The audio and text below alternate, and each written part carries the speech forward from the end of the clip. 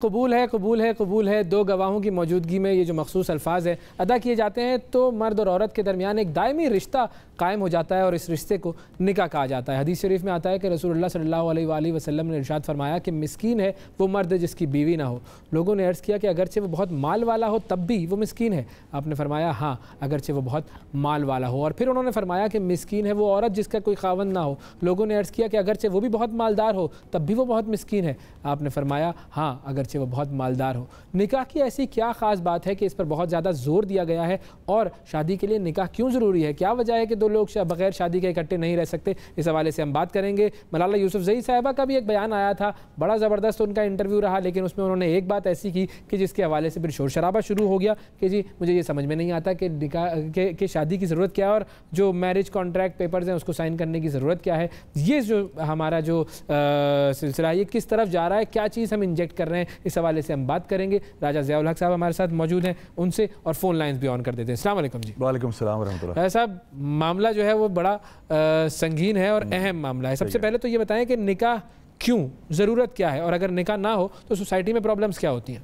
بسم اللہ الرحمن الرحیم۔ اویس بھائی، اسلامی معاشرے کی اگر آپ ایک شکل پیش کرنا چاہیں تو جو میاں بیوی ہیں وہ اس کا آپ سمجھ لیں کہ مولیکولر سٹرکچر ہے، یہ اس کا جس کو ہم نیوکلیئر فیملی کہتے ہیں۔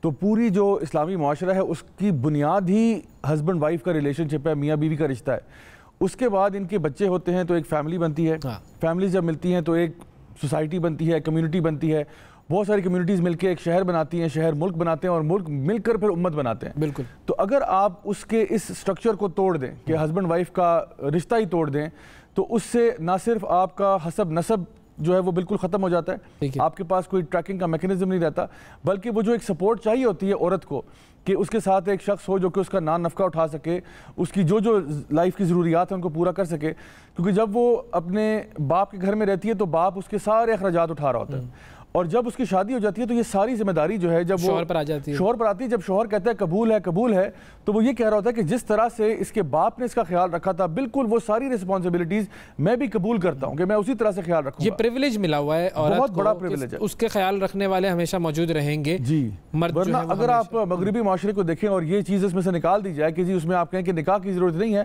ویسے ہی ہم ساتھ رہ لیتے ہیں، تو اس میں بتائیے گا کہ کہاں پہ عورت کو سیکیورٹی دی جا رہی ہے۔ آج آپ کے ساتھ ایک مرد کے لیے تو اس میں کوئی مسئلہ نہیں ہے، اس کے لیے تو آسانی ہے، وہ جب چاہے جس کے ساتھ رہے، بے شک جو چاہے کرتا۔ مرد کے لیے تو یہ میں سمجھتا ہوں بہت فیوریبل چیز ہے کہ وہ ایک جگہ پہ، دو جگہ پہ، تین جگہ پہ، جہاں پہ بھی ہے وہ ایک قسم کی پارٹنرشپ میں رہ رہا ہے، جب اس کا موڈ ہوا آرام سے اٹھا اور چلا گیا۔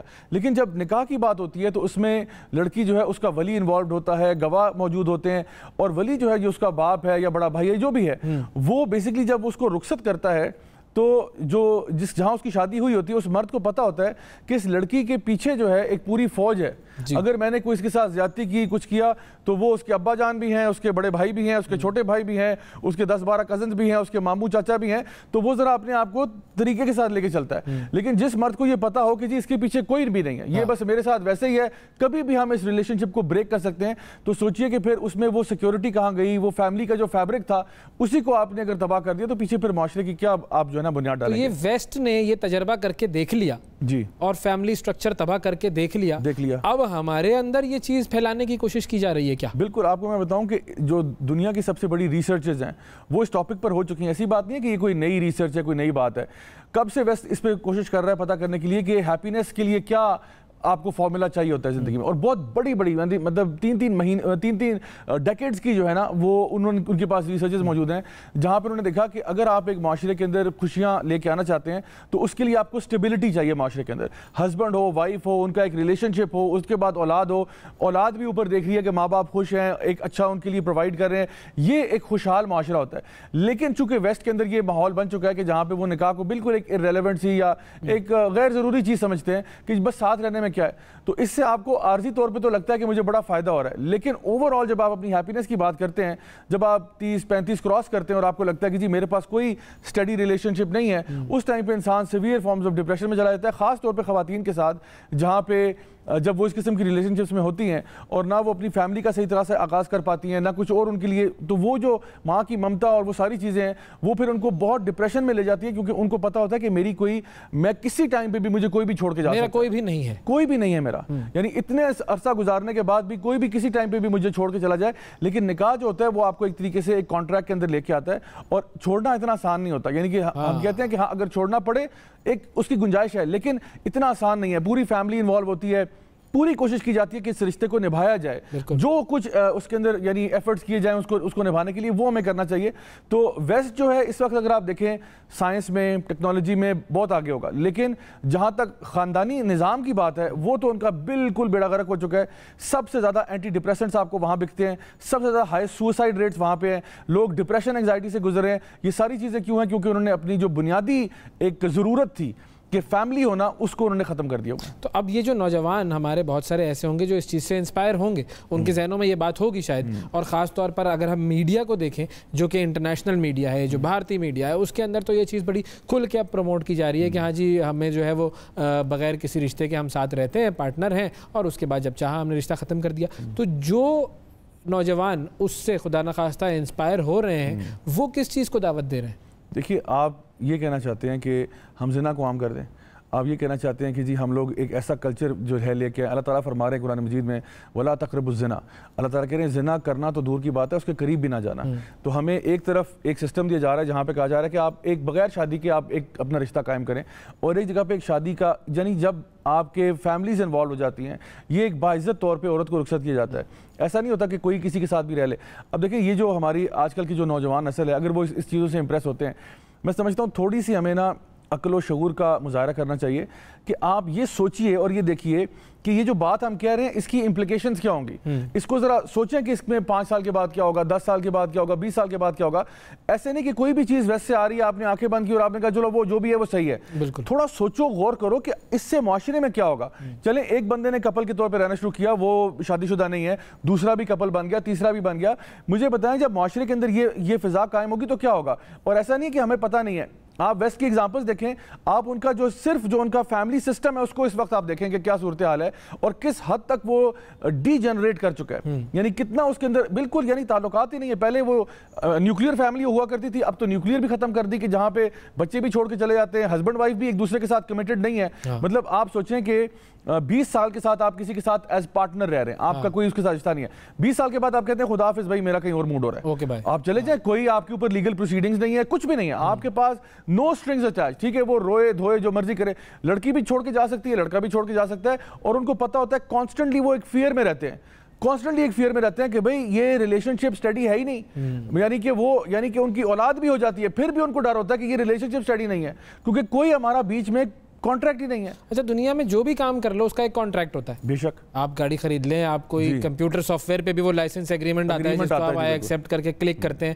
دنیا کے ہر چیز میں ایک ایگریمنٹ ہے, تو یہاں سے جو ہے وہ ایگریمنٹ نکال دینے کا یہ کوئی خاص ایجنڈا ہی ہوگا نا. ایجنڈا ہے جی 100%. دیکھیں آپ دیکھیے ہسبینڈ وائف کا جو ریلیشن شپ ہے, ایک تو ہوتا ہے ہمارے بلڈ ریلیشن شپ. میری جو بہن ہے وہ بس اللہ کی طرف سے آ گئی, بھائی ہے اللہ کی طرف سے آ گیا, مجھے ان کو بھگتنا پڑے گا, اچھے ہیں برے ہیں جیسے بھی ہیں. لیکن جب آپ شادی کرنے جا رہے ہوتے ہیں نا, تو پھر آپ ایک اور شخص کے ساتھ کانٹریکٹ کر رہے ہوتے ہیں کہ بھئی میں آپ کے خرچے پورے کروں گا, میں آپ کی رسپانسبلٹی اٹھاؤں گا, آپ نے میری اٹھانی ہے, ہم ایک کانٹریکٹ کے ذریعے آ رہے ہیں. پوری دنیا کے اندر کہیں یہ نہیں ہوتا کہ بغیر کانٹریکٹ کے بات ہو. یعنی جب بھی پارٹنرشپس کی بات آتی ہے تو اس میں کوئی کانٹریکٹ ضرور ہوتا ہے. میں اگر جا کے بینک سے قرضہ لینے جاتا ہوں اور میں کہتا ہوں یار آپ ایسا کریں مجھے قرضہ دیں, کانٹریکٹ کی کیا ضرورت ہے یار, ہم آپس میں کر لیں گے یار جو بھی, میں آپ کو ٹرسٹ کرتا ہوں. دکان سے 15 روپے کی چیز لینی ہو تو بھی رسید ہوتی ہے, وہ بھی رسید کرتا ہے کہ بھئی 15 روپے تمہارے ادھار ہیں, ٹھیک ہے, وہ لکھ لیتا ہے. تو یہ جو بغیر کانٹریکٹ کے یا میرج پیپرز کے یا ڈاکومنٹیشن کے کوئی بھی نظام نہیں چلتا, اور ہم سب کو یہ بات بہت اچھی طرح پتہ ہے. تو یہ پھر اتنی illogical بات آپ نے کیسے کر دی کہ بھئی بغیر نکاح کے اور بغیر کانٹریکٹ کے ہم بات کر لیتے ہیں. اور دنیا کا ہر مذہب جو ہے وہ شادی اور نکاح اور اس چیز کا حامی ہے, یا کوئی ایسے بھی ہیں کہ جو کہتے ہیں نہیں, سب تمام مذاہب جو ہیں آپ ان میں دیکھیں کہ اس کے اندر نکاح ہے. ایون جو آسمانی نہیں بھی ہے, ہندوازم کے اندر بھی آپ دیکھ لیں, وہ بھی ایک نکاح کو ایک جو ہے نا چیز سمجھتے ہیں, کیونکہ تمام مذاہب کے اندر یہ ایک کامن سینس بات تھی. مطلب مجھے حیرت اس بات پہ ہو رہی ہے کہ ہم اسلامی جمہوریہ پاکستان میں بیٹھے ہوئے, اس مارننگ شو میں بیٹھے ہوئے یہ بات ڈسکس کر رہے ہیں کہ نکاح جو ہے وہ صحیح ہونا چاہیے یا نہیں ہونا چاہیے. ہم تو یہ غلط فہمی دور کرنے کے لیے کر کر رہے ہیں کہ لوگوں ذرا تھوڑا سوچ لو. نہیں میں اسی بات پہ حیران ہوں کہ یہ نوبت آ گئی ہے کہ یہ غلط فہمیاں دور کرنی پڑ رہی ہیں. تھوڑے دن پہلے یہ بھی ڈسکس ہو رہا تھا کہ جہاز میں جو ہے وہ نازیبہ حرکات ہو رہی تھی تو وہ اوکے ہے یا نہیں ہے بھائی, پرسنل معاملہ ہے. جی یہ تو بڑی, میں سمجھتا ہوں کہ اللہ معاف کرے, بڑی پریشان کن بات ہے کہ ہم کس قسم کے ٹاپکس جو ہیں وہ اب ہماری ڈیبیٹ کا حصہ بن رہے ہیں, حالانکہ یہ وہ ٹاپکس تھے جو ڈیسائیڈڈ بارے میں نو برینر تھا. مطلب کہتے ہیں کہ سوچنے کی بھی ضرورت نہیں آ رہی, تو obvious ہی بات ہے. لیکن اب جو ہے نا ویسٹ کی طرف سے چونکہ کچھ ایسا نیریٹو آ رہا ہے جو کہ دین کی جو بنیادیں ہیں نا اس کو ہلانے کے لیے. نبی کریم صلی اللہ علیہ وسلم نے فرمایا کہ نکاح میری سنت ہے. آپ نے فرمایا نکاح میری سنت ہے, وَمَنْ رَغِبَ عَنْ سُنَّتِي فَلَيْسَ مِنِّي. آپ نے اتنے سخت الفاظ فرمائے, آپ نے کہا نکاح میری سنت ہے اور جو میری سنت پر نہیں ہے وہ مجھ میں سے نہیں ہے. ایک طرف آپ یعنی جو مسلمان یہ کہے کہ جی مجھے لگتا ہے کہ جی ضرورت ہی نہیں ہے اس چیز کی, جی تو پھر تو یہ اس کو بڑا سوچنے کی بات ہے. آپ نے واضح طور پر فرما دیا وہ مجھ میں سے نہیں ہے. پھر جس مرضی کے ساتھ تم اپنے آپ کو اٹیچ کرو, آپ اپنے آپ کو نہیں کہہ سکتے میں جی عاشق رسول ہوں, میں نبی کی بڑی عزت کرتا ہوں. عزت آپ کرتے ہیں جو چیز نبی فرما رہے ہیں صلی اللہ علیہ وسلم, اس کو آپ کہہ رہے ہیں یہ امپورٹنٹ نہیں ہے, اور آپ فرما رہے ہیں یہ میری سنت ہے, اور جو میری سنت پر نہیں ہے وہ مجھ میں سے نہیں ہے. جو انہوں نے فرما دیا اس کی حکمت آپ کو سمجھ میں آئے نہ آئے وہ کرنا ہے, یہ تو طے ہے, کیونکہ ان کی حکمت بہت بڑی ہے, ہماری عقل تو بہت چھوٹی ہے. بے شک. اور وہ اب نبی کریم صلی اللہ علیہ وسلم جو کچھ بھی کہہ رہے ہیں وہ اللہ تعالیٰ کی طرف سے کہہ رہے ہیں نا, وہ اپنی طرف سے تو کچھ نہیں کہہ رہے. یعنی سورہ نجم میں اللہ تعالیٰ فرماتے ہیں کہ جو بھی آپ فرماتے ہیں صلی اللہ علیہ وسلم وہ اللہ کی طرف سے ہوتا ہے, وہ اپنی طرف سے نہیں. وہ آپ کو کہہ رہے ہوتے کہ جی یہ کر لو یہ نہ کرو. نکاح جو ہے ہمارا دین, بلکہ نکاح جو ہے وہ آپ کا آدھا دین ہے, آدھا دین قرار دیا گیا, آدھا دین ہے. آپ کیسے اپنے دین کو چھوڑ سکتے ہیں؟ اور یہ ایک ایسی چیز جو کہ آپ کے یعنی اس کو آپ سوسائٹل لیول سے دیکھ لیں, اس کو آپ ریلیجس لیول سے دیکھ لیں, اس کو آپ سوشو اکنامک لیول سے دیکھ لیں, جہاں سے بھی آپ نکاح کو ویو کریں گے آپ کو اس میں خیر و بھلائی نظر آئے گی. بلکہ اتنی زیادہ ریسرچز پڑی ہوئی ہیں, ڈھیر ریسرچز پڑی ہوئی ہیں کہ آپ کی ہیپینس سے ریلیٹڈ, یعنی فیملی کمٹمنٹ سے ریلیٹڈ, کہ جو سوسائٹی کی ڈیولپمنٹ سے ریلیٹڈ, کہ جہاں پہ نکاح کا سسٹم ہوگا وہاں پہ کتنی خیر و بھلائی آئے گی. بلکہ میں اس کے اپوزٹ ایک اور ریسرچ آپ کو بتاتا ہوں جہاں پہ یہ ہے کہ جب نکاح نہیں ہوتا اور وہ بچے جو کہ ایک ایسی فیملی میں گرو کرتے ہیں جو سنگل پیرنٹ فیملی ہے, بروکن ہوم ہے, ابا جان جو تھے وہ پتہ ہی نہیں ابا جان کون تھے, چلے گئے نہیں ہیں, ان فیملیز کے اندر سب سے highest school drop out rate ہوتا ہے, سب سے ہائیسٹ کرائم ریٹ ہوتا ہے, اور سب سے زیادہ وائلنٹ کرائم ریٹ ہوتا ہے. اس کے بارے میں درجنوں ریسرچز پڑی ہوئی ہیں کہ وہ بچے جو کہ ایک بروکن ہاؤس میں ریز اپ ہوتے ہیں, یعنی یا باپ ہے ماں نہیں ہے, ماں ہے باپ نہیں ہے, ان کے اندر کیا ہوتا ہے وہ ایک سائیکولوجیکل امبیلنس کریٹ ہوتا ہے جہاں پہ وہ پھر دوسری جگہوں سے پھر انپٹ زیادہ لیتے ہیں, اور ان کی ٹینڈنسی اسکول سے ڈراپ آؤٹ کرنے کی بھی بڑھ جاتی ہے, اور یہ جو تشدد کے واقعات ان میں بھی اضافہ ہوتا ہے. یعنی اس حکم کو چھوڑنے میں مسائل اور مسائل کے علاوہ اور کوئی چیز نہیں ہے. ایک کالر بھی ہمارے ساتھ. السلام علیکم جی, سیالکوٹ سے اصغر صاحب. السلام علیکم. ہاں جی وعلیکم السلام. جی اصغر صاحب کیا کہیں گے؟ سر میرا بیٹا باہر ہوتا ہے, ادھر سے اس نے شادی کی تھی 2 سال پہلے نا, تو پھر ان کی انڈرسٹینڈنگ نہیں ہوتی رہی, بس ایسی گڑبڑی چلتی رہی. اب اس نے طلاق بھیج دی ہے نا, اور اس نے 3 دفعہ لکھ کے طلاق بھیج دی ہے. اب ہمیں سمجھ نہیں آ رہا کیا کریں. کوئی کہتا ہے جی طلاق نہیں ہوئی, کوئی کہتا ہے 1 ہو گئی, کوئی کچھ کہتا ہے, ہمیں ہماری سمجھ میں نہیں ہے. صحیح. آپ کا بیٹا کہاں پر ہوتا ہے؟ انگلینڈ میں ہوتا ہے. انگلینڈ میں. اور جو خاتون ہے جو ان کی شادی جن سے ہوئی تھی وہ کہاں ہوتی ہے؟ جی وہ ادھر ہی ہوتی ہے. یہی ہوتی ہیں, وہ انہوں نے لکھ کے بھیج دی ہے. جی تو یہ جو اس طریقے سے جی طلاق تو ہو گئی ہے, کیونکہ لکھ کے دے دیں یا زبانی کہہ دیں, جو بھی ہے طلاق تو ہو گئی ہے, لیکن وہ اپنے لوکل جو ہے نا امام صاحب سے ڈسکس کر لیں, کیونکہ اس میں ڈفرینس آف اوپینین تو پایا جاتا ہے کہ یہ 1 دفعہ ہوئی ہے یا 3 دفعہ ہوئی ہے. تو میں سمجھتا ہوں کہ لوکل اپنے مفتی سے اس کے بارے میں لیں. طلاق 12 ہو چکی ہے, لیکن اس کو تھوڑا سا 1 ہوئی ہے 3 ہوئی ہے, یہ پھر چیک کریں اس پہ آپ جو اس میں. بالکل ٹھیک ہے جی, بہت شکریہ ادا کریں گے رائے صاحب, آپ کا وقت دیا آپ نے. اصل بات یہ ہے کہ ہم جب اللہ کے حکم کو یا اللہ تعالیٰ کے رسول صلی اللہ علیہ وآلہ وسلم کے حکم کو اپنی عقل سے جانچنا اور پرکھنا شروع کر دیتے ہیں تو ہماری عقل محدود ہے. اب ہمیں کوئی چیز نہیں سمجھ میں آ رہی تو یہ نہیں ہے کہ وہ چیز غلط ہے یا وہ چیز قبول نہیں کرنی, وہ چیز صحیح ہے, صحیح رہے گی. ہماری عقل کو ہمیں اپ گریڈ کرنے کی ضرورت ہے, ہمیں پڑھنے کی ضرورت ہے, ہمیں سمجھنے کی ضرورت ہے, اور سب کچھ پڑھنے سب کچھ سمجھنے ساری کوشش کرنے کے باوجود بھی اگر ہمیں اللہ اور رسول کے حکمت کا کوئی ایسا حکم ہے جس کی حکمت نہیں سمجھ میں آ رہی تو بھی وہ حکم صحیح ہے اور اس پر عمل کرنا انتہائی ضروری ہے. یہی فلسفہ ہے جو ہمیں کامیابی کی طرف اور ہمارے معاشرے کو کامیابی کی طرف لے کے جا سکتا ہے.